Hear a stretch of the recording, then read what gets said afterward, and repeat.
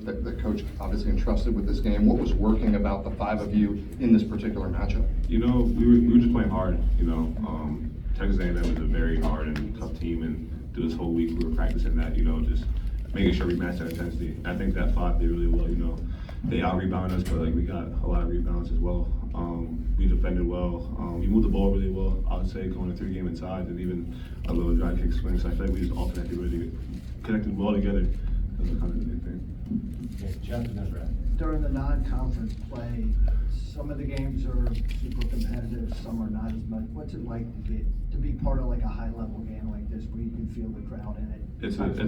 It's amazing, you know, just having the crowd from the jump, like you said, you know, from starting lineups you can hear them. To hear, it's a different type of like intensity, or not intensity, but like different type of roar. You know what I mean? So it's like it's really good to play these games, but you know it's also good to play against teams that not going to have the same intensity or same energy as the crowd's going to have. So we got to take everything for granted. Just give thanks for everything.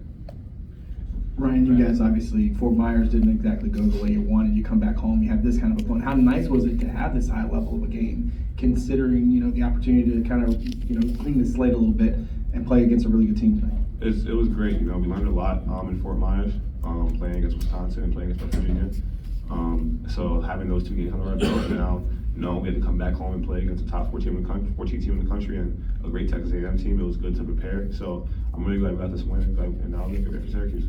Yeah, great. Ryan, what things did you get the new players in that starting lineup, Brody, Groves? What things do you get the ball moving, working well, being efficient, having assists on field goals? What's been key there for you guys? Kind of like you just said, you know, moving the ball, being in spots before the ball's thrown to us. You know, keep moving, keep cutting. You know, as we keep cutting, keep moving, they're gonna have to go top side the same way as kind of what we do, and as the defense shifts. So shots for Rody and Groves and even IMAC, even me, get going for them. Mike. Ryan, we talked a little bit in the preseason about you getting to know Elijah in recruiting and where he's from and all. What was it like for you to see him get out there, and what do you think he can contribute? Proud of him. He came out and he contributed really well. You know, he came out and wasn't scared of the moment. He came into his job, and that was really big. You know, Dante got hurt in practice, so he was kind of talked to me and said, "Hey, I might play."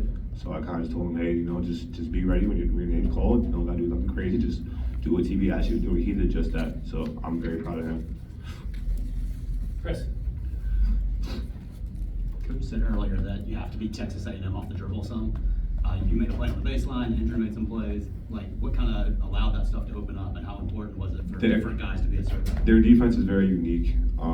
They switch a lot. They're able to get to the paint and kind of help and push a little bit.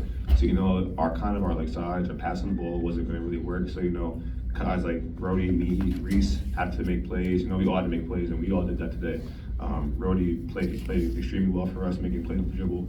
I think he got a lot of confidence out this game for him, so we need that for him the rest of the season. All right, last one, Mike. This is another opponent that had a lot of size advantage in the paint, and rebounding was tough. You guys overcame it, but how big a challenge is that going to be this year? And then what are some of the things you guys can do to mitigate that? It's going to be a big challenge for us, you know. Guys like Henry Coleman and all the big guys from Texas A&M, they crash off lot to the rim. So kind of things we have to talk about, you know, which is either bigs boxing out and getting those guys off so our guards can rebound, or we always got to come rebound, you know. Swipe at the ball whenever we can, you know, get the loose balls, get the 50-50 balls, but you know, that's just going back to practice tomorrow and working on stuff like that. All right, thanks, Ryan. Well, Coach.